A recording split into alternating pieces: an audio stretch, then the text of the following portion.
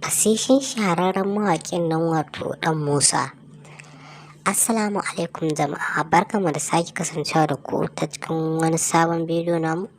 a cikin wannan tasha tamu mai albarka mai suna On Top Hausa TV.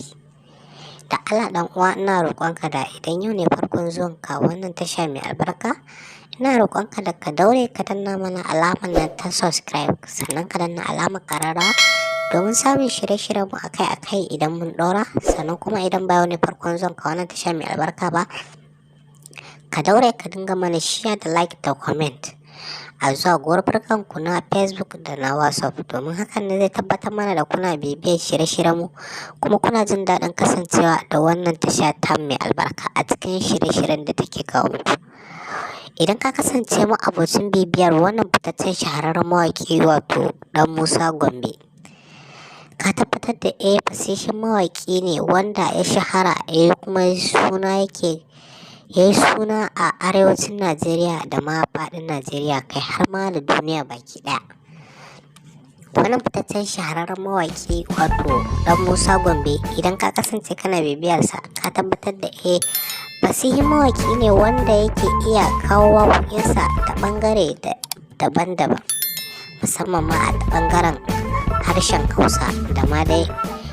kai wannan mawaƙi har harshen Fulatanci yana yi a cikin waƙarsa a ciki duka. Wannan fitaccen fasihin mawaƙi kuma inda ya yi sai ta yi daɗi kuma ta nishaɗantar da masoyansa. A wannan karo wannan fitaccen shahararren mawaƙi wato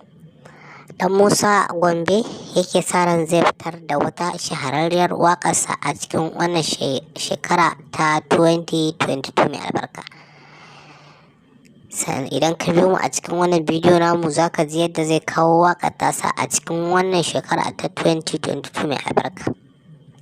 Sannan ina ƙara roƙonka da idan yau ne farkon zuwanka wannan tasha mai albarka,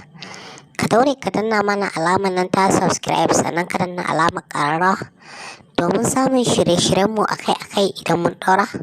Sannan kuma idan ba wani farkon zuwanka wannan tasha mai albarka ba, ina roƙonka da ka daure ka dinga mana share da like da comment, domin hakan ne zai tabbatar mana da kuna bibiyar shirye-shiryenmu kuma kuna jin daɗin kasancewa da wannan tasha ta mai albarka a cikin shirye-shiryen da take kawo muku masu inganci masu kuma nishaɗantarwa. Wannan fitaccen shahararren mawaƙi dai wato ɗan Musa Gombe, idan ka bi mu a cikin bidiyo namu na gaba, za ka ji yadda zai fitar da wata shahararriyar waƙa da yake so ya fitar a cikin wannan shekara ta 2022 mai albarka kafin mai ban kwana da ita. Ku ci gaba da kasancewa da wannan tasha ta mai albarka mai suna On Top Hausa TV.